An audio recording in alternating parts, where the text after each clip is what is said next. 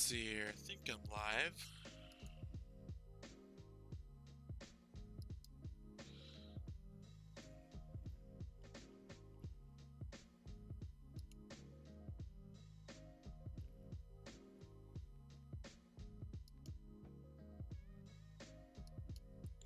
Hey everybody, how's it going? This is Bobby Q. Checking out the standard meta for October 15th, 2018, Guilds of Ravnica Standard. If you don't know me, I'm brand new to streaming. I got this. I enjoyed watching people like Dev and Cyborg MTG streaming stuff, so I figured why not? Give it a try. It can only help, right? Everyone needs a starting point. You can only get better, I thought. So what I thought was a void in Magic was people going over the meta. I started playing Magic about a year, maybe a year and a half, 2 years ago, right when Omiked came out. And I just got hooked on playing Standard because that's the first format I learned how to play. I got in a league at my local game store, started buying a lot of cards, and actually I started playing like right before Omiked came out. So it was Ether Revolt was latest set, so that standard was Innistrad, or Return to Innistrad, Battle for Zendikar, Ether Revolt, Kaladesh, and then when Omiked came out, that's when all the old cards, I think, was it, I can remember what rotated out, but I had me a little Vampire Mono Red deck going on. I thought I was doing good stuff, and then I just got smashed by Energy at my very first FNM, and I just got hooked ever since, so. Anyway, if you like what you're seeing or hearing, just give me a like in the comment, subscribe, the whole Blandino, the bottom. You know what it is. Anyway, let's go ahead and go over this standard meta over here. I'm testing out stuff with the music, so if it's too low, too loud, I'm gonna go back and listen to it and try to find a sweet spot for everybody. Alright, so first deck, first of all, if you guys don't know where to go, I always Google MTGO online, Magic the Gathering official website, and they have deck lists right here. Competitive standard constructed leagues, that's what I look at mostly. And this one was updated yesterday, Monday, so let's get right to it. First, right here, looks like we got a Jeskai control build running 3 Teferis, 1 Ral, is it Viceroy, which is a kind of sneakily good card. The ultimate there is very, if you let that get out of hand, it can go out of hand real quick. It's kind of like a more expensive Chandra, um, where they're ticking up, drawing cards, putting cards in the graveyard, just feel your jumpstart cards, and you can start casting jumpstart cards and doing damage to other creatures, which is kind of cool because it kind of protects itself. The -8 though, every time you cast the instant sorcery spell, 4 damage to any target, and I draw 2 cards, that can get nasty real bad. So from the week 1 meta, we're looking at a lot of Jeskai control.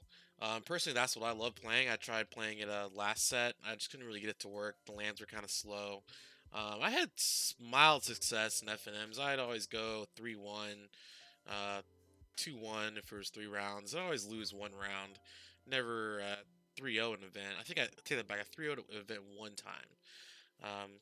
But I always had... It's a labor of love trying to build a perfect deck. Everyone knows that. But anyway, the meta really shift this week as far as Jeskai control is concerned. They're putting in a lot more creatures in here. So last week or over the Sunday, there was a PPTQ online that had a Jeskai control deck that went 4 Crackling Drakes. Now, this one only has 2 Crackling Drakes. They have 1 extra Crackling Drake in the sideboard for maybe aggro players. 4 Deafening Clarions. Deafening Clarions are good because with the Drakes only being 4 toughness, it doesn't die to a Clarion. And if you have a lot of instant sorcery in your graveyard, you have your Crackling Drake up to 5 power or something like that, you can cast a Deafening Clarion, 3 damage to everything, wipe your opponent's board, and swing in the air for whatever damage the Crackling Drake is doing. People also sometimes always forget that this instant or Christian sorcery you can do both of these modes, 3 damage and give your Crackling Drake lifelink. So not only does your Drake survive, but it also gets lifelink. So if you're in an aggro matchup and you need to gain some life, it's a perfect card. A lot of white weenie decks aren't playing anything with higher than 4 toughness, unless you get the +1 counters out of hand. So that's pretty good. Chemistry Insights, Disdainful Stroke, Essence Scatters, Expansion Explosion. I played around with this card a little bit. Um, it's kind of like a Sphinx's Revelation, but instead of you gaining life, you deal damage to something. So that's always good. And in the late game, the early game, Expansion is just an awesome card. I had it in the deck just for extra negates. Honestly, in the control mirror, they cast a negate. You can throw that down, copy their negate, and then you can always, if they can negate that, then you can dig into your hand for more counter spells if needed, which is always good. The second half of the split card, Explosion, X damage to any target, and target players draws X cards. That's also good with a Teferi emblem, where if you are drawing a bunch of cards, doing damage to them, you are also, you are also exiling their permanents if you have a Teferi ultimate, which is good. You can never go wrong with that. Another thing combo, if you look at the sideboard here, another part of the good tech is with the Niv Mizzet on board. Every time you draw a card, you do 1 damage to any target. So you can imagine if you explode for, I don't know, 3, 4, 5 with Niv Mizzet untapped, you are drawing 5 cards, you're doing 5 damage something. On top of the card that you're drawing for casting that due to Niv Mizzet's ability, whenever you draw a card, or whenever you cast an instant or sorcery spell, you draw a card.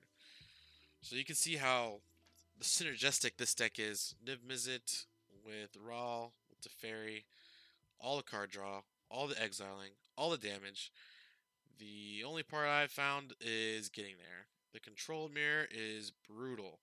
Um, I was playing a deck, just got a control deck with about 27 lands. The only reason I played that many lands is because I wanted to have fuel for my jumpstart cards in case I started flooding out. I can always dump lands into my graveyard. What I've noticed now with this deck is that chopped down to 25 lands. 25 lands is, I don't know if you wanted to go that low in a control mirror. You always want to hit your lands. 25 lands, statistically, you should be able to hit your land drops, but it's kind of iffy. You always want lands. You always want lands. Also, the only one search for his Kanta. That's gonna help you hit land drops, but only one search for his Kanta. It's gonna be hard to find that one search for his Kanta when you really need it. You do have a lot of card draw in the deck with 3 Chemist's Insights, the expansion Explosion, of course. You can also use the expansion to copy someone else's Chemist's Insight, so you can always think about that.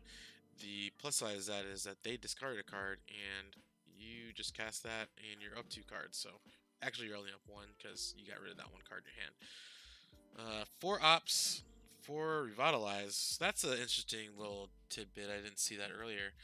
So not only are they drawing cards, but they are gaining 3 life, which in an aggro matchup could be very brutal. And the thing going against aggro is if you outlast their first wave, second wave of attack, they don't really go well into the mid to late game. So if you can survive that long, you are pretty much good. And if you're going up against a control mirror, it might be hard for them to counter that. So it's replacing itself. You're gaining 3 life, so you can't really complain about that. That's a very good tech right there. Sinister Sabotage. My Jeskai control deck has Ionize. I feel like Ionize is kind of better because of the red-blue 1 costing instead of the double blue 1 like Sinister Sabotage cost. But on the plus side, with this Sinister Sabotage, you are surveilling 1s. And if people don't know is looking at cards in your library and deciding what your next draw is going to be, or benching that land that you don't need and trying to get a better card your next draw. It's very important, especially in a control matchup. You want to be able to control your draws. You want to be able to draw the good stuff when you need them. You want to get rid of stuff when you don't need them. So I might switch over to Sinister Sabotage. Oh, I can't say that. I might switch over to Sinister Sabotage maybe this week. What I've been doing is I've been playing a lot of Magic Online, testing out. So we'll see. I might run I might run some Sinister Sabotages instead. See how that works out. One Syncopate, of course, and of course the standard 25 land setup. What I've also noticed is not a lot of people are running Field of Ruin in their main deck. 25 lands. If you're playing 26, 27 lands, you can definitely fit a Field of Ruins in here. But you want to run the 4 Sacred Foundries, you want to run the 4 Steam Vents. Me personally, I feel like 4 and 4 might be a little too much because in the late game, when you want untapped lands, they're coming in tapped. I'd rather have a check land that comes in untapped, and the paying the 2 life, it just adds up. So maybe that's why they put those revitalized in there, because the pain lands. Maybe I should try that. Sideboard, nothing really new. We saw Jeskai Control running the Legion Warbasses in the side last week. Invoke the Divine. I think that's a new ad for sideboards. A lot of enchantments are coming out, especially Eldest Reborn with a lot of the green-black decks. And yeah, Shalai Voice of Plenty is a pretty good blocker. I always seem to get killed in the Grixis matchup because they always side out a couple of counter spells or whatever, and they put that Thief of Insanity in, and that just that card is brutal. Okay. I think that's it for the Jeskai control deck. Let's go on to the next deck. Okay, so we got a 5-0 deck list from Unique. This looks like the straight up green black with 2 Vraska's Relic Seeker, the old Vraska from Rivals Ixalan, which if it gets out of hand, your life total becomes 1, and they swing at you, and you pretty much die. What I've noticed here is that a lot of the green players have been using this to destroy creatures in enchantments. Or this one is to create lots of pirate tokens with menace that are really hard to kill. One Vraska Golgari Queen. I feel like that the 1-2 split on the Vraskas is pretty good because I think you really want your money on the Vivian Reed. Vivian Reeds, look at the top 4 cards of your library. You may reveal a creature card or land card from among them and put it into your hand. Put the rest in the bottom of your library in any order. The -3. Destroy target artifact, enchantment, or creature with flying. The creature with flying is huge right now because a lot of people are trying to get fancy with their finishers. We just looked at the Jeskai control deck and they were using Shalai and Niv-Mizzet. So those are two big finishers right there in the air. Plus the Crackling Drakes, Niv-Mizzet, and Lyra Dawnbringer is also a pretty good finisher too. And of course you can't forget about the Doom Whisperer. That's a pretty nasty one too. As far as the deck, 26 creatures. This deck is creature heavy and very resilient. Okay, J-Light Rangers helps you fetch lands. Also buffs the J-Light Ranger, which makes it hard to kill. Night of Autumn. This was an interesting ad. I thought they're splashing white instead of green black, just straight up green black. They're splashing white, trying to go a little bit wider. For Night of Autumn, such an awesome utility card. It's a 3-drop. It comes in as a 2/1, or it comes in as a 4/2 with 2+1 counters on it, or you can destroy artifact or enchantment, or you can just gain 4 life. That's pretty good rate for a 3-drop right there, I would say. Lana Wells, of course. Merfolk Walker helps you find lands. Utila Bugler. Okay, so here's another white card they're splashing for. 4 of. Enters the battlefield. You can look at the top 4 cards of your library. You may reveal a creature card with power 2 or less from among them. So that's the tricky thing right here, is that all these creatures, 2 or less, Night of Autumn, 2 or less. Technically, it has 2 or less, but when it enters the battlefield, it comes in as a 4. J-Light Ranger, 2 or less, but can get bumped up to a 4 with a double explore trigger. And the Azoni, legendary creature, comes in as a 2/3, so you can also search her up. Pretty much all these creatures, I think, are stuff that is under 2, huh? So that's very interesting. I didn't notice that. The Walgoth Rocker is also a creature under 2. Is it toughness or is it power? Let me look back at this. Power 2 or less. Yep. So pretty much every creature in here can be found with the Bugler. Huh. That is awesome. So every creature in here except for the Bugler has the ability to get buffed. Ravenous Chupacabra That's going to be good because it helps kill other creatures. So you can find a finisher like their Lyra Dawnbringer or their Doom Whisperer, plop that down, or their Nicol Bolas, plop that down, and bam, kill it. No big deal, right? Um, Tristani, other creatures get +1/+1. So if that's on the battlefield, everything's getting buffed, harder to kill, and then you gain control of all the creatures that that they own. So that's another piece of tech right there. A lot of people are playing Eldest Reborn, trying to get rid of Planeswalkers and stuff, keeping the board clear, playing it for Planeswalkers and Tristani. If they steal one of your creatures, you play this down, and then you get control of your creature that you own. So I didn't think about that until just right now. Huh. We're all learning together here. That's what I'm here for. In the kitchen with Bobby Q. Cooking it up. Cooking up brews. Let's go ahead and go down here. Sorceries. 3 fine finalities. Okay. That's pretty straightforward. Like I said, these green-black decks are very resilient. They're very hard to kill. They're very hard to get rid of. So return up to 2 target creature cards from your graveyard to your hand. So you're digging up Chupacabras, you're digging up Buglers to dig up more creatures. Um, you're digging up J-Light Rangers to find more land.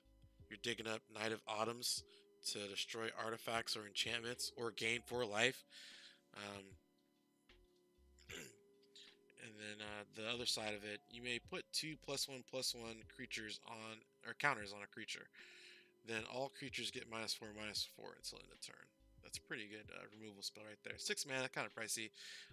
You're not really casting it for the 6 mana sorcery speed, but mainly for the sorcery, 2 mana sorcery.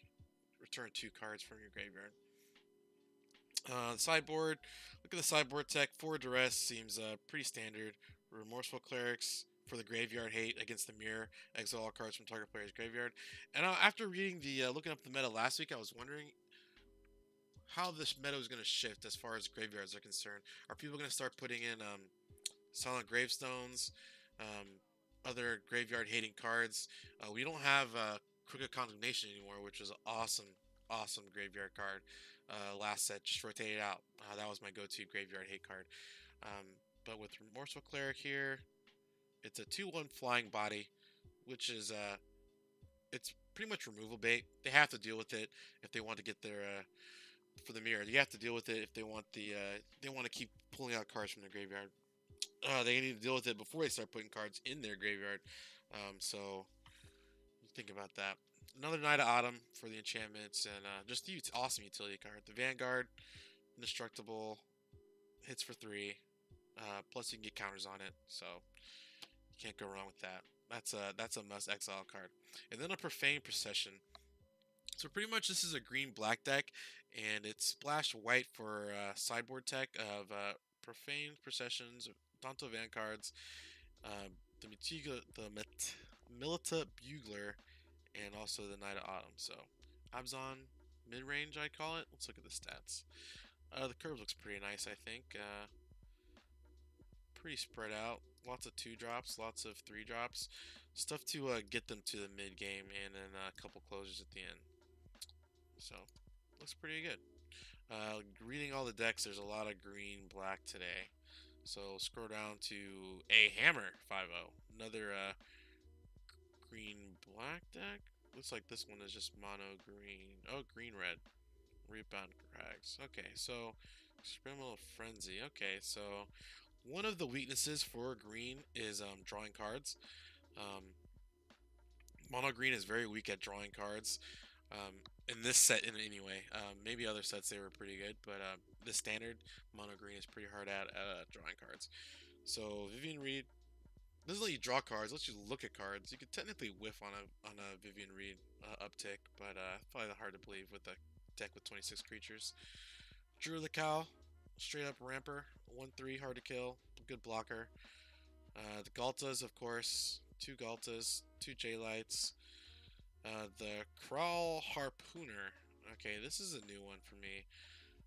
Enters the battlefield, choose up to 1 target creature with flying you don't control. Gets plus X plus 0 until end of turn, where X is the number of creature cards in my graveyard. Then you may have it fight that creature. Okay. I wonder if you have if have this fight like a Lyra or something like that. If the Lyra has first strike and it fights this, was the first strike applied to the fight? I'm not sure. But I don't know, look at it. Let me know. Let me check this chat real quick. Do I got anybody here? Nope, no chat. Alright. It is 4 o'clock in the morning for me, so. Mind Mares. This is a nasty card too. Hexproof. This is a must counter. If you can't counter it, it's on the battlefield and it's doing 5 damage to you. Can't be blocked by black creatures. So just Sky Control can deal with this pretty easy. You just counter Defiant Clarion it. It's definitely getting countered in my book because if they for some reason they get the rest of Clarion out in my hand and then they play this, it's game over. I can't deal with this card once it's hexproof. Wayward Swordtooth. Now here's an interesting thing. I think what this deck is trying to do is empty its hand as quick as possible and try to plop down a Experimental Frenzy. This got a lot of hype over the last 2 weeks as the way the mild red decks are going to stay in the game. This set, emptying their hand, getting card draw, trying to chain spells together. So if people don't know, this is the enchantment. You may look at the top card of your library anytime. You may play the top card of your library. You can't play cards from your hand. So when it says play, that means you can play the land that's on top of your library. And then you can look at your next card. If it's a spell, you can cast that. If it's a next card, if it's a spell, again, you can cast that. And otherwise, it just goes into your hand. Or sorry, when you at your beginning of your upkeep, you draw a card. So that one card you draw is going to go to your hand. You can't use it until you pay 4 mana to get rid of the Experimental Frenzy. Something to think about. But another way to help get rid of the clutter on top of your Experimental Frenzy is the treasure map. I know Eric over at Cyborg MTG was talking about the treasure map and how the treasure map is going to slowly work its way into the red decks so they can filter out their lands and their bad cards on top of the Experimental Frenzy and start trying to chain together stuff. Plus drawing cards with the the transformation of it. So it's a good little tech right here. You can see the meta is trying to evolve now. It's starting to evolve. People are starting to get craftier. Now, I still think that the green-black deck is the deck to beat. So let's see, how does this deck combat the green-black deck?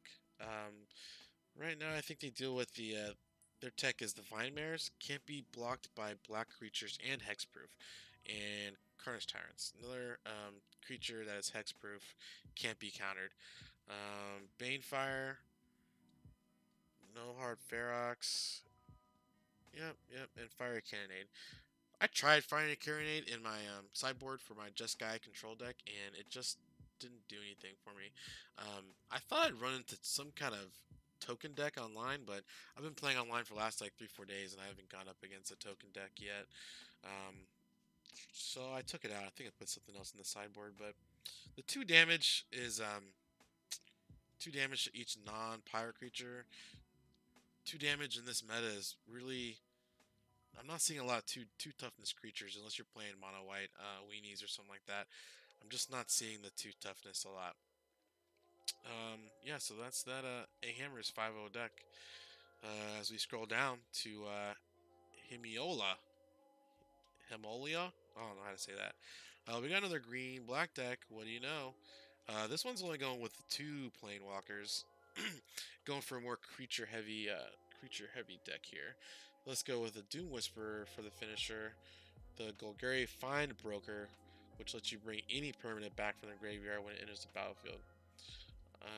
The Azani Thousand-Eyed, one of those for their card draw. You gain 1 life, you draw a card.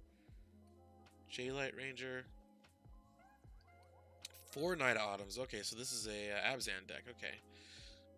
Merfolk Branchwalker, Chupacabras, Seeker Squires, Wildgrowth Walker. So basically, this is just like the other one, except they went ham on the Night of Autumns and they didn't put the Buglers in. They upped the Fine Finality from 3 to 4. And they went heavy on the removal with the Vraska's Contempt. And they went for the Eldest Reborn, which is pretty good. Let's see. Sideboard tech. Another Golgari Finebroker. That card is just so annoying. I was wondering why they only had one main board, but they had the second one in the sideboard. 2 Bloodfast, 2 Cast Downs. I noticed a lot of people, especially the Grixis control decks, were playing like 3 to 4 copies of Cast Down main board, but they're going up against so much control, and all the creatures are legendary, so they just ended up being dead cards in their hand. So that's why I switched from Cast Down to Murder when I was playing Grixis. I kind of like Murder. It's 1 more mana, but it kills everything. I would rather not have the restriction. And if you're going up against the control mirror, it's not quite as a dead card, because the control, most of them are just playing land go like right off the bat, so getting to 3 mana is not that difficult. If you're playing like a real aggro heavy deck, I'd probably go with the Ritual Suit and a couple of Cast Downs. Just me personally. Assassin's Trophies. Now, for as much hype as this card got in the preseason, I'm not really seeing it a lot. I'm seeing 2 main board, maybe 2 sideboard. I'm never seeing the full playset of this card. I don't know if it's because they're so expensive and people can't get them or rent them or whatever, but I think what it is a lot of people are afraid of ramping their opponents up a land. So, but it gets rid of anything, which is always good. See, 4 Duresses seems like it's pretty standard for anything running black these days, and then 2 more Vraska Golgari Queens. So pretty standard Abzan deck. The Night Autumn is just so good. So good. Such a utility card. Okay, see what we got here. Okay, so now it looks like we got a okay. Looks like a mid-range deck. Okay, this looks interesting. It's kind of like a Jeskai Control, but with a little bit more threats into Teferi.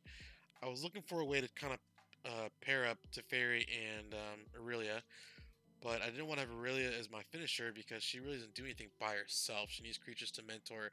She needs creatures to absorb her triggers, so she can pump other things. She can give other creatures trample, vigilance. So I was thinking about that stuff. So imagine getting Aurelia down with a Knight of Grace, Hexproof and black, giving it first strike and vigilance. That's got to be pretty good. Also, 3 Lyras, 2 Rekilling Phoenix. This deck looks like it's more my speed. I like this. I don't know. I just really love Jeskai. I don't know why. Red, white, and blue. Maybe because I'm American, Maybe because I'm patriotic. 4 History of Benays. 1 Vance's Blasting Cannon. That's interesting. That's very interesting, especially main board. A lot of people don't really see this card too much.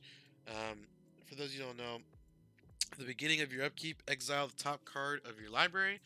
If it's a non-land card, you may cast that card this turn. Whenever you cast your 3rd spell in a turn, you may transform this.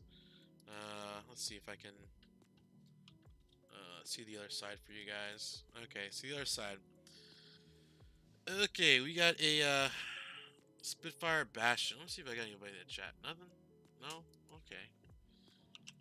Hello, chat. Does anybody want to say hi? No? I got one watching. Maybe that's me. I don't know. This is my very first stream, guys, so bear with me. Alright, so anyway, back to the business. The Vance's Blasting Canyons, it pretty much turns into Ramanat Ruins. If you guys remember, Ramanat Ruins got banned. The only bad thing about this, it's so freaking hard to cast 3 spells in a turn. But since we're in Jeskai, red, white, and blue, maybe we got a couple, do we have a couple card draw spells main board? No, we got a bunch of creatures. See, and then this is another thing I don't get. 26 lands in this creature heavy deck, but in that control deck we were down to 25. I don't know, whatever. You can see the lands: 4 Sacred Foundries, 4 Steam Vents. Memorial of Genius. I was thinking about that, putting a Memorial of Genius in my Jeskai control deck, or the white one that creates soldier tokens. Maybe that can be like a cheap finisher. I don't know. I was thinking about it. Fight with Fire. Okay, so this is another card I've never played with, but I've always wanted to check it out.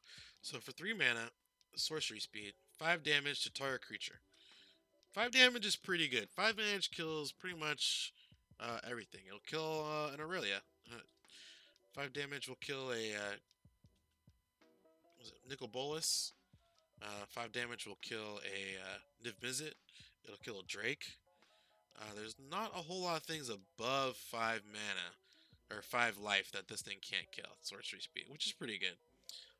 But here's the thing, the kicker, pun intended.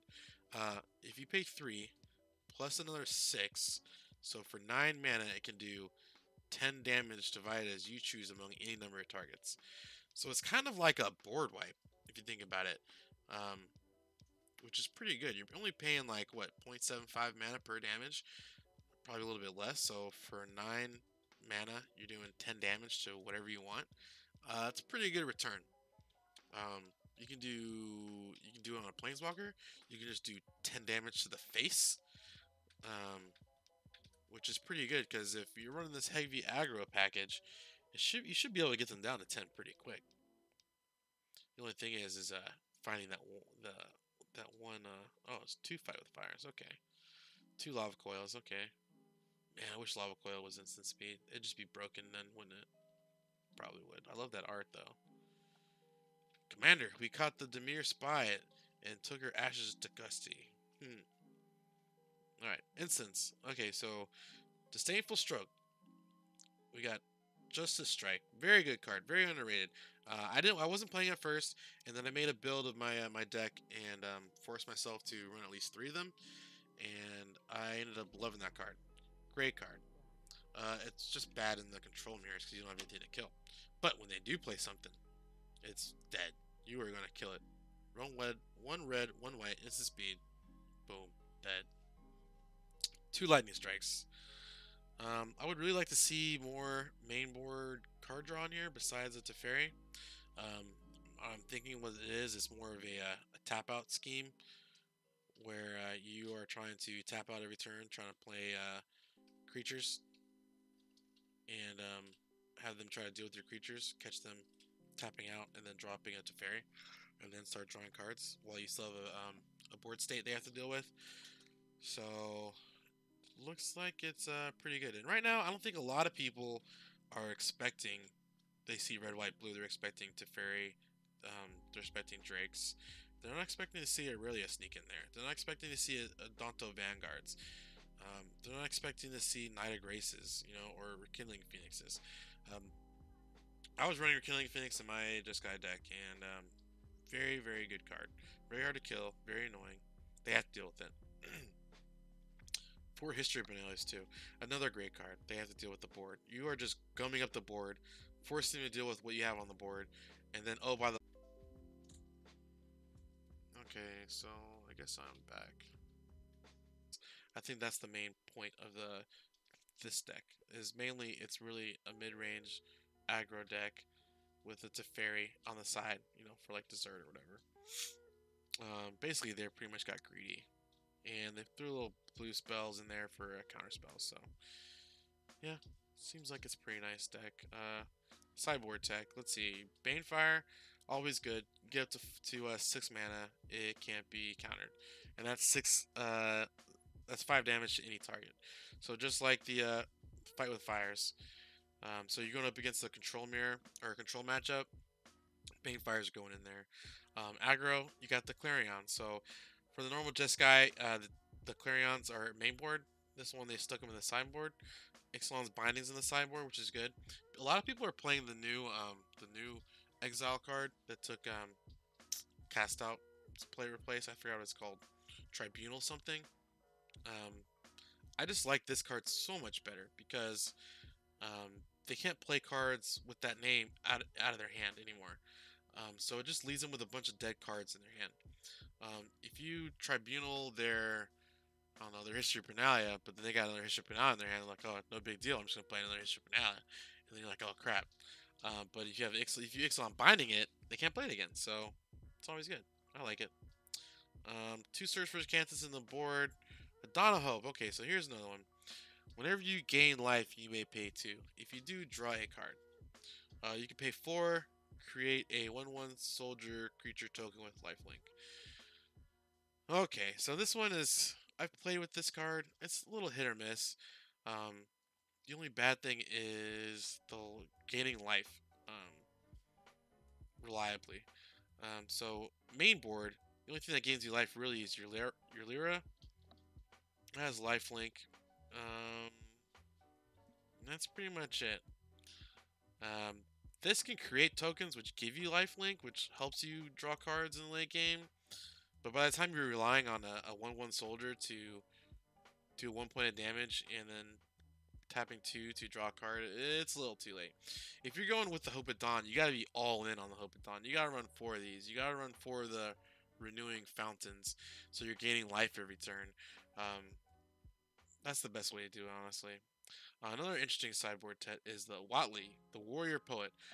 This is a very, very good card in this deck. I was running it as a finisher in my old Jeskai Control deck from last set because a lot of people weren't expecting to see it.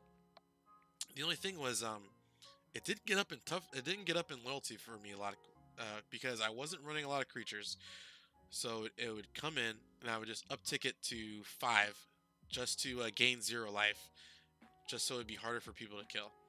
Um, then next turn I would 0 it to create a 3/3 dinosaur. Okay, so then next turn if the dinosaur lived, I could uptick it to gain 3 life. So it just wasn't that fast for me.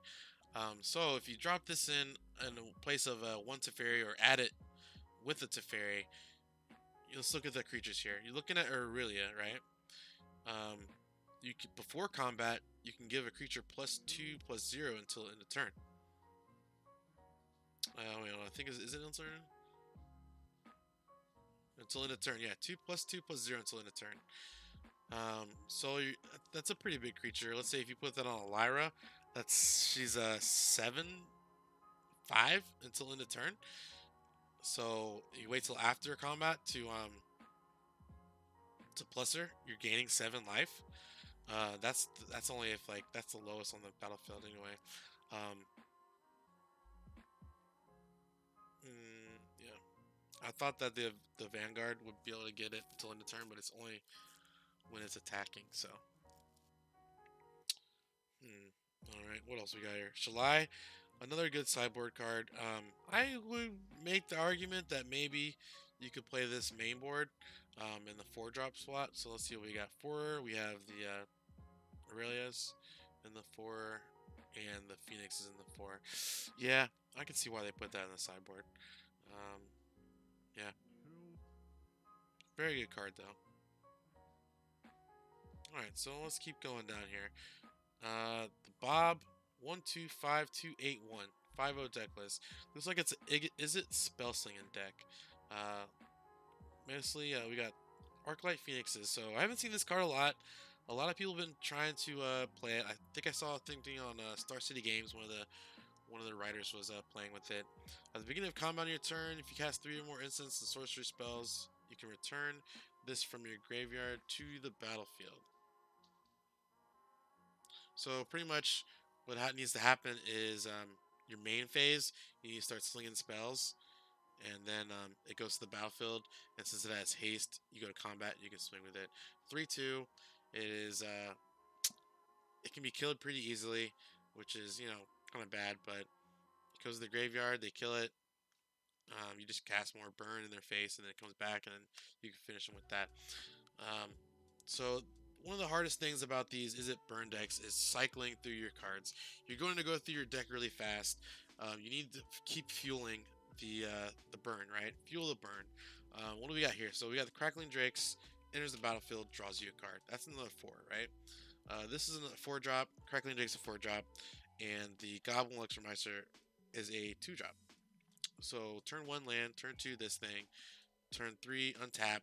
Hopefully you can cast a Charter Course or a Lava Coil to kill something. Chemist's Insight, Discovery Dispersal, and Opts, Radical Ideas, Shocks, stuff like that. So the good thing about this is that you have a lot of recursive spells. You have the Radical Ideas, Chemist's Insights, Six cards draw spells. 6, and then plus 4 is 10. So you're surveilling, then draw a card. So a lot of card draw, which is pretty good. A lot of damage straight to the face, which is pretty good. Another thing you gotta think about is that with this Electromancer on the battlefield, everything is costing 1 less. So the Beacon Bolt is for 2 mana. Charter Course is for 1. Lava Coil is for 1 mana. Chemister's Insight is for 3 mana. This is for 1 mana. So it's looking like it's pretty good over here. 22 lands. Um, you want to play 22 lands is pretty good for that deck because you really don't want to be drawing a lot of lands. You want to be drawing spells to cast, especially if you can cast them for cheap. So you don't want to be flooded out. So 22 lands is probably there just to prevent the flooding. Let's see here. The sideboard tech. 2 Banefires, of course. With 22 lands, I feel like in a control mirror, it might be a little too late to get up there with the 6 mana to Banefire them. So, yeah, I don't know. Maybe. 3 Fiery Cannonades, that's just if you're going up against another super hardcore aggro deck. 3 Firing Cannonades, that seems like a little excessive. I don't know. Maybe they thought that they were going to go up against a lot of token decks, and 2 damage would be okay. But I guess if you think about it, if you have a Electromancer on the battlefield, 2 mana to do 2 damage to everything seems okay, but you also gotta think you're gonna kill your Goblin Electromancer with it too. So is it really worth it? I don't know. I always think that you should find ways to build in protection for your planes or for your deck. Sorry, planes, aircraft. Sorry. You should always build in protection for your spells. So, like I said with the Deferring Clarion in the last video and the Deafening Clarion and the Drakes, is that does 3 damage to everything, the Drake's toughness is 4. So you can always play it 3 damage to all your opponent's creatures, your Drakes will still live, you can give them lifelink, and then you can always gain a little bit of life back. This, I don't know, I guess if you need it, you need it, but yeah, 2 negates, 2 rows, Disdainful Strokes, Fight with Fires, which is another good spell. If you flood out with land, you can always drop those down and do 10 to the face, and then 2 Niv Mizzets, which is pretty good. Alright, let's keep it rolling here. Let's see here. What do we got here? We got a green, white, black. Looks like an Abzan deck. Okay, another green, white, black. Green, white, black. Green, black is like it's going pretty good. Okay, so we got 6 Planeswalkers. That's a lot. Okay, so we got Johnny, Vivian Reed, Vraska. Okay, I'm not seeing any of the new Vraska. I guess this one doesn't need it. Let's see. Let's look at the creatures here. Conclave Cavalier. Now this is another one. I know Eric calls the from the last set the pedal cards with the 3 1-mana ones, like the like Goblin Chain Warriors 3 red, the Tempest Gen was 3 blue, the Benelish Marshal was 3 white. So I'm gonna call these the split pedal cards. So these are the 2 blues, 2 whites. There's one in every guild. So Conclave Cavalier, right? This is the split pedal for the Selesnya deck. Vigilance and 4/4, so 4 mana, 4/4. It's already got good stats right there. It looks like it's on par. When it dies, create 2 2/2 green elf white token creatures with vigilance. So if it dies, then you are creating 4 power spread across 2 creatures in its place. So you're looking at an 8 power card right there, which is pretty good. They went with a full 4 of, which is pretty good. Another thing, like the pedals, like I was talking, the split pedals. So I would say the Crackling Drake would be the Is It split pedal card. There's a Boros one, but I don't think it's that good. It's one, yeah, it's not that good. All right, so creatures. J-Light Rangers, Knight of Autumns, which this deck just went hardcore ham in the paint with this one. They just went with a 4 of, which is hey, this deck's got to be like really powerful, really hard to kill. Knight of Grace, Merfolk Branchwalker, Tristani. Okay. Only 1 Fine Finality. So you had to make the cut somewhere, right? You went more creatures, you cut the Graveyard Recursion, but you got a little bit of graveyard recursion in the Ajani Adversary of Tyrants. If you didn't know, I'll put a +1 counter up on 2 creatures, or you can return target creature card with converted mana cost 2 or less from your graveyard to the battlefield. So let's just see what the percentage is if you're going to get a 2-drop creature back. You're going to get a Knight of Grace or a Branchwalker. Not a whole lot, not good cards to bring back in my opinion. Although the Knight of Grace would be very good to bring back if you're playing against a Grixis deck. Hexproof from black can really hose them. And if they have black permanents, it's getting a +1/+0 until end of turn. And if a giant puts +1 counters on it, then yeah, it's getting a little out of hand with that Knight of Grace. Plus, it helps you, kind of helps you against Eldritch Reborn, but not a real whole lot. They play Eldritch Reborn, you sack like a 2-mana or a 2-mana creature, and then you drop this down, and you pull one of them out the graveyard, so they can't steal it. Or if they do steal it, you always got that Tristani at the beginning of your end step. Each player gains control of all creatures they own. Huh? Learning stuff today. Okay, so back to Assassin's Trophy. So, like I said, 2 Assassin's Trophy. I know, like I said earlier, all the hype of this card, and I'm not seeing it. You figured it'd be an automatic 4 of in every one of these decks, but like I said, I think a lot of people are afraid of ramping their opponents with this deck or with these cards. So 2 of, yeah, okay. Conclave Tribunal. Okay, here's another one. 4 mana with Convoke. So I guess people are liking the fact that they can Convoke for 3 of the mana and only have it become a 1 mana costing exile effect. Me personally, I would rather have, if I'm in an aggro heavy matchup and I gotta exile something because they're attacking a lot, the last thing I want to do is to tap all my creatures, especially if they have vigilance like the Split Petal. Yeah, I'm just not feeling it. I would rather play the Ixalan's Binding and give them dead cards in their hand.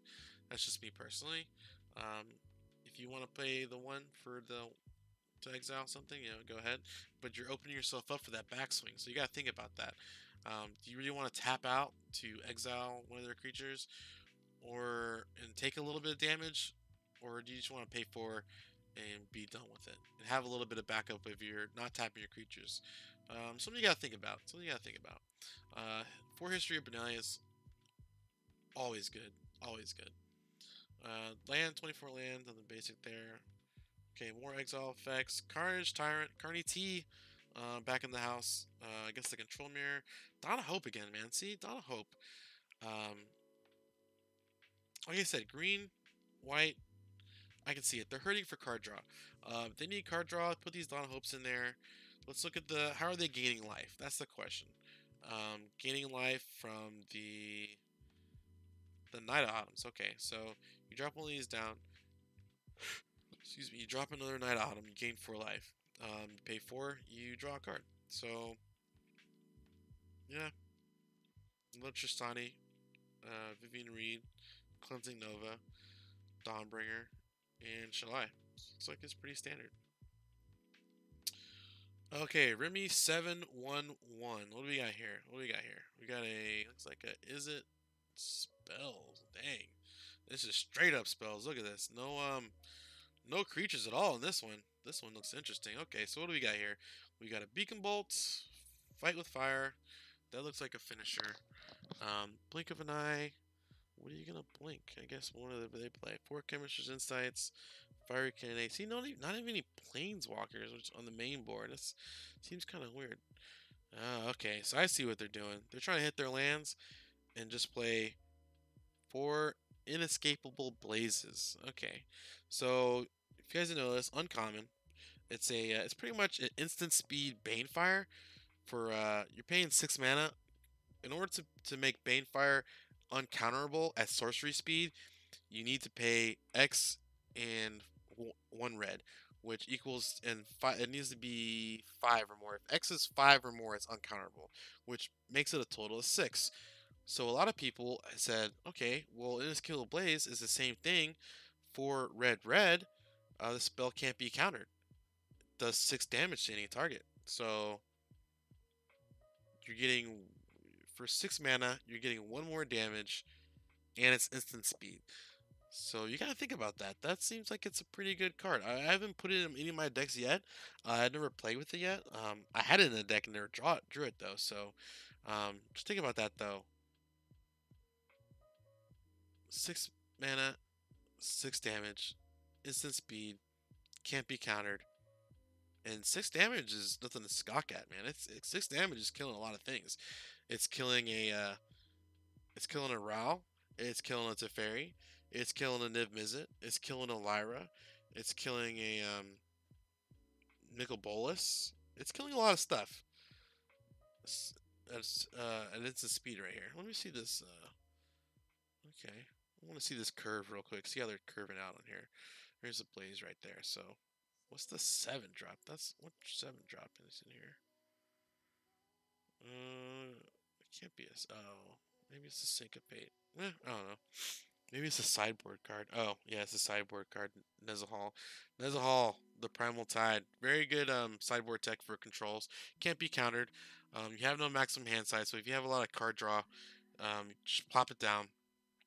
You have no hand size. And if you want to get rid of it, then you can just discard 3 cards and exile it and bring it back. So, and if they want to kill it, they're gonna have to you're gonna draw a card from them trying to kill it. So, another good thing to think about. Disdainful Stroke, Goblin Riser, Fiery Cannonade. See, Fiery Cannonade, man. Maybe I'm missing something on this. I am not seeing a lot of things, me personally, that can kill a lot of 2 toughness creatures, or a lot of 2 toughness creatures out there. Okay, Jean-Claude 11. Okay, let's say we got another straight up green black deck. Okay, this one has the Plague Crafter. Now this card is pretty annoying. Whenever it enters a battlefield, each player sacrifices a creature or a planeswalker. So I've played against this deck a lot, and what they do is they wait for me to wipe their board a bunch of times, wipe the board a bunch of times. Right when I think it's clear, I'll play my Teferi, or right when I'm like out of cards and I need to get some card draw, I'll play my Teferi. They'll let it resolve, of course. They'll let it resolve. I'll take it up. I'll draw a card, no big deal. And then, bam, they're gonna drop this Plague Crafter, and it's my only creature on the board. It's the only thing on my board, so I have to sack it. And then they sack it too. And then what do? They do the Fine Broker and they bring it back to their hand. Or they'll do the Fine Finality and bring it back to their hand. It's just over and over and over again. Such a cycle is nasty. So I guess what we're all learning here is that I need to have Graveyard Hate in my sideboard. Number 1. Okay, I'm getting off track. Deathgorge Scavenger. That's an interesting card. I haven't seen a lot of that card. Basically, I guess in the mirror, it eats cards out the other person's graveyard, which is pretty good. Another Assassin's Trophy, a Cast Down, Eldest Reborn, Vivian Reed, Vraska's Contempts, Divine Mare. I guess that's another mirror against the mirror too. Ritual Suit and Argo's Bloodfast. Okay, we got Mr. Numbers here. 232477435. Looks like a green deck. I don't play a lot of green. I really tried to, but I don't know. It just doesn't really excite me, but we'll go over it. Cult of Primal Hunger, the Harpooner, Llanowar Elves, Lowhide Ferox. Now this card is pretty bonkers. My friend, he was playing Dimir Discard at FNM, and he was not expecting to go up against a green black deck because he thought everyone was playing Control, and that Dimir just demolishes Control. And I think it was like round 3 he went up against this deck. I was sitting next to him and he looked at his hand, or he played something, made him like, you gotta discard a card. It was like turn 2, and he discarded the Nullhide Ferox and dropped it on the battlefield, and he was like, oh crap. There was nothing he could do. He was like, he passed turn and then took 6. Then he took 6 4 more times and died. So, yep, that's a nasty card. Pel Collector. Interested to see how this one goes. Is this just straight up? This isn't an elf deck, is it? No. Insect Warrior, huh? I didn't know it was insect. Okay. Steel Leaf Champion. Steel Leaf. Such a nasty card still, too. Really bad. But 4 toughness.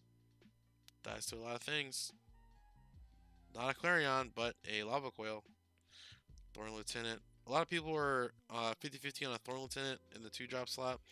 Um, but it's good against control, or especially against Grixis when they have targeted removal. They're still leaving behind. You're still leaving behind a 1/1 body. And if it sticks around, you can pay 6 and pump it to a 4+4/4. So you're looking at a 6/7. So, yeah, why not, right? Thrashing Bronzedons. That's really hoses Eldest Reborns. Vine Mares, of course, 4 in the main deck. Wow, this I can see how this deck 5-0'd. This deck seems like it's pretty powerful. You figure you get 2 Vine Mares on board, and you're not casting a Galta for very much. Let's see here. Ixalan's Binding, of course. Thank you. Like I said, this guy knows what's up. The 232-477-435 guy. He knows what's up. Mr. Numbers. On Sarah's Wings. Now here's an interesting one. I don't really see a lot of this card. Enchant Creature. Enchant Creature is legendary. Gets +1/+1. Has Flying Vigilance and Lifelink. Now, what would you want to put this on? Galta? That seems like it's a good plan. Can you imagine swinging a 12/12 Vigilance, Lifelink? Sorry, 13/13 Vigilance, Lifelink in the air? Yeah, that's pretty much game right there. Sideboard tech, Carney T, 4 Lyras. Wow, they really wanted to go. If they need a life gain, they really need that life gain, don't they? Vivian Reed, Shaper Sanctuary. Um, if you were going to go the Shaper Sanctuary route for card draw, I would really want to have more than one in the sideboard. I'd probably go down a Lyra, or maybe bump Lyra down to 2, and put this up to 3.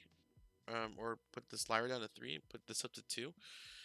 Just think about it, you know. Because you're only putting one in a 60 card deck. What are the chances of you pulling that one card when you need it? You know, slim to none. Okay, so I'll do a couple more, and then I need to go to bed. I've been streaming for almost an hour, so let's see here. This is like a Boros one. Okay, yeah. Ooh, just. Okay, so we got a Johnny, we got a Vanguards, we got Aurelia. So this looks pretty standard as far as the mid-range goes. But why do they have the Steam Vents in here? Seems interesting, right? Oh, they wanted to put a Teferi in the sideboard. So, oh, okay. And then the Takali Honor Guard. Okay, so this is some good sideboard tech. Creatures entering the battlefield don't cause abilities to trigger. So think about this against a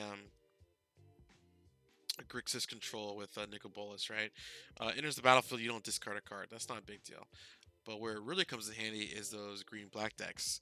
Like I said, the meta is shifting. They really want to get rid of this green-black deck and turn off some of its resiliency, right? So this turns off Chupacabra, right? Drops on the battlefield. Chupacabra doesn't kill anything. But turn 2, you have one. And guess what? They're not exploring, right? Turn 2, they're not exploring. They're dropping J-Light on their turn 3. They're not exploring. It's just a plain old 2/1, right? They're dropping a Merfolk Branchwalker. It's just a 2/1, right? They're dropping that they're dropping the Knight of Autumns, and it doesn't even get to do any of the cool stuff that it wants to do, right? You're not putting 2+1 counters on it. You're not destroying artifacts or enchantments, and you're definitely not gaining 4 life. You know why? Because the Honor Guard. She says, no cheating. I'm upholding this honor.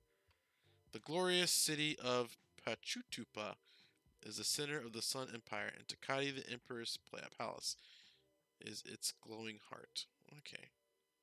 That's kind of lame.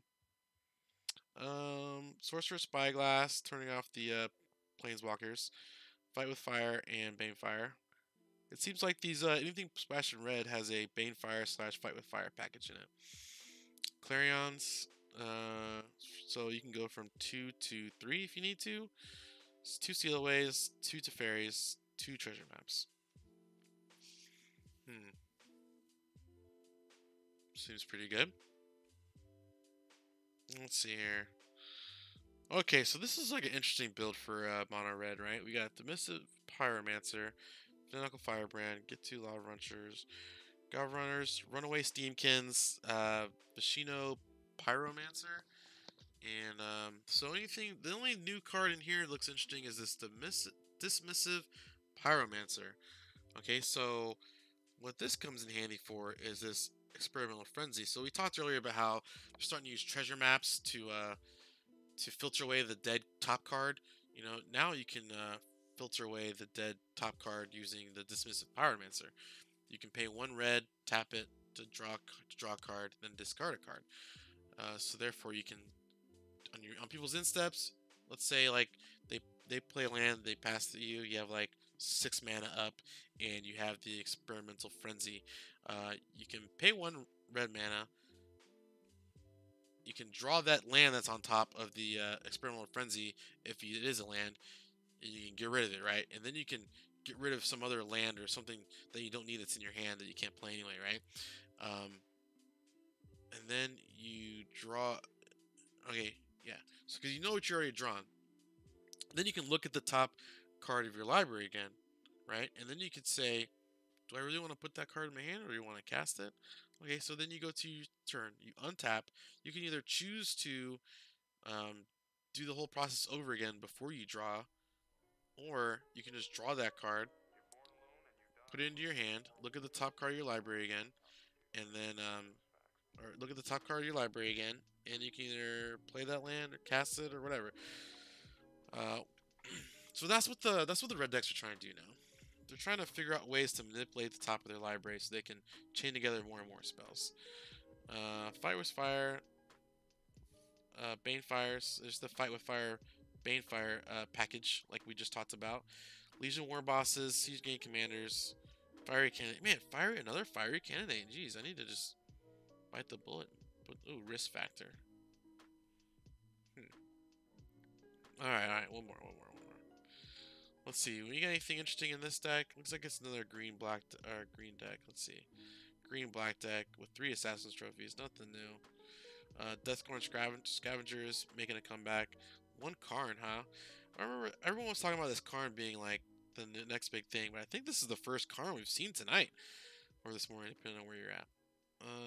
Okay, what do we got here? Grixis Dragons, looks like. Yeah, Grixis Dragons. Looks like a straight up Grixis control deck with the Nicol Bolas and Niv Mizzet as the finishers. Sarkin help for the card draw. Okay, I really want to find something interesting to talk about before we head off for the night. This looks like another mono red deck. Oh, what is this? Oh, okay, this one looks interesting. What is this? This one looks like a mono red mid-range deck. Yeah, mid-range looks pretty like it is mid-range. So you got 4 Karns, 3 Sarkins, you got 4 Demanding Dragons, 4 Direfleet Daredevils. Now there is an interesting shift right there in the meta. Thinking that everyone's playing all these counter spells or definitely on Clarions and um, Assassin's Trophies. 4 Direfleet Daredevils, you can just drop, was it Dev likes to call him Snatchcaster Mage. You can just drop all Direfleet down, steal a card from their library, and cast it on them.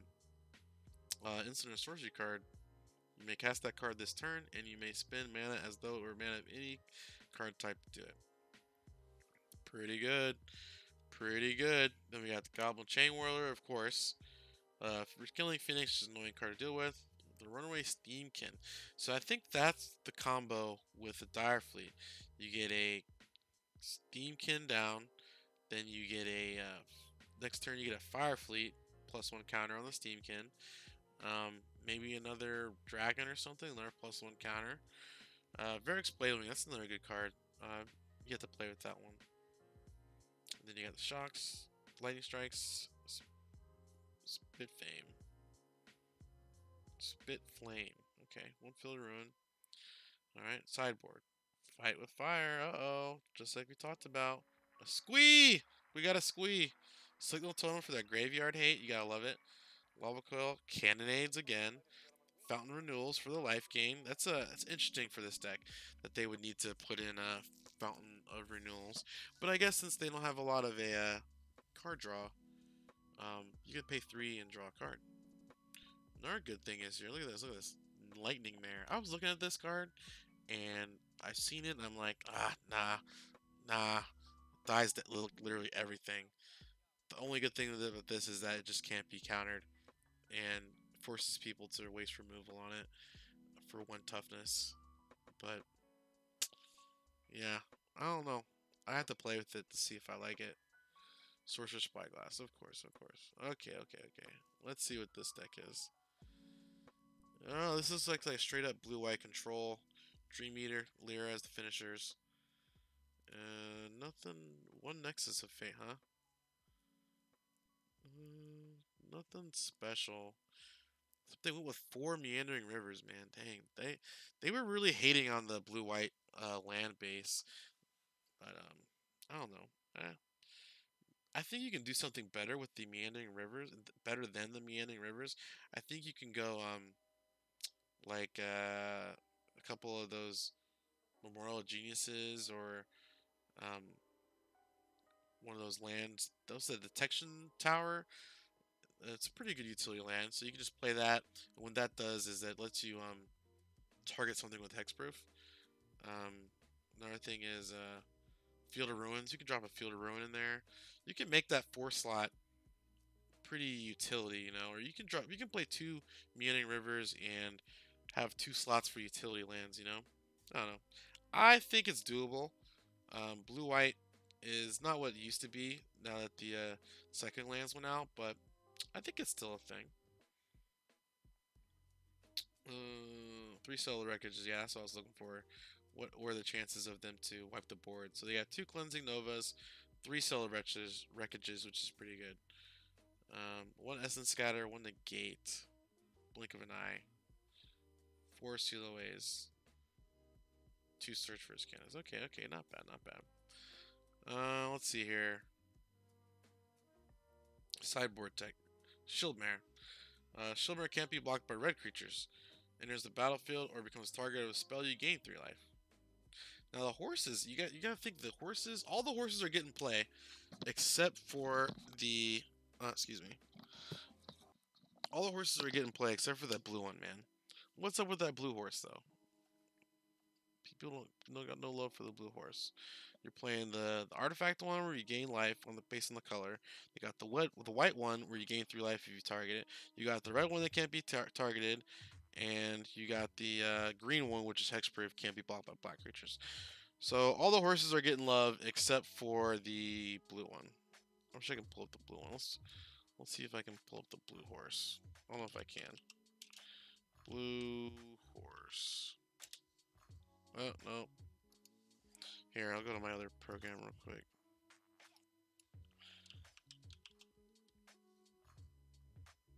Surge Mare, that's what it is.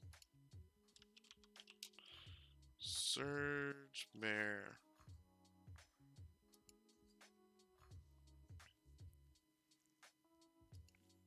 Wow. There we go. Can't be blocked by green creatures. Deals damage to an opponent. You may draw a card if you do discard a card. So, doesn't seem like it's worth it. You can pay 2 to make it a 2/3. Which doesn't seem like it's much, huh? No. Okay. Alright. Another green-white deck. This one's running 1 Shanna? Shanna?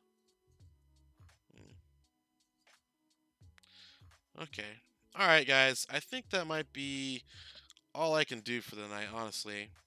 I'd like to thank you guys for tuning into the video, looking at the meta. You should always check the meta to see where the meta is at before you jump online. Before you go to local LGS. Of course, your LGS might be a little bit different, but a lot of people are net deckers, right? They like to play what the best decks are. So you want to have answers for what the best decks are. Like me personally, I'm going to start working on my Jeskai control build. I'm going to start putting in Graveyard Hate. I got to start looking at more things that exile creatures. Um, so that's going to be my project for the next couple of days. I don't get to go to FNM this Friday or this weekend because I have to work. But the next week, my schedule lines up to where I can go play a lot of Magic at the LGS this weekend. So always check out the meta, always check out the decks, check out what people are playing, and I'll probably set up a stream maybe tomorrow. Like I said, this is my first stream. If you guys like what I'm doing or want to see more, like my coverage, hit me up or send me like, comment, subscribe below, and hopefully I look forward to hearing everyone's feedback. Feedback's important. I want to make sure that I'm providing a service for people. I want to make sure people are enjoying the stream. I don't have a camera or anything yet. Like I said, it's my first time. Just on a whim. I just wanted to set up a stream. Shout out to Cyborg MTG for giving me the inspiration to stream. Dev's Text. Cyborg MTG. If you guys aren't aware, Cyborg MTG, great YouTube channel where he streams Magic Gathering Online, where he breaks down the meta, plays the top decks, so that you can watch and play them, learn how to different play lines and stuff like that. I think my game got really better watching him stream. So hopefully, I just hope to become another avenue to another people can watch, so that watch people stream play Magic. So that's it for whatever today is. I gotta go to bed, get some sleep. But hope you guys like the video. Hit me up, Bobby Q. Signing out. Thanks.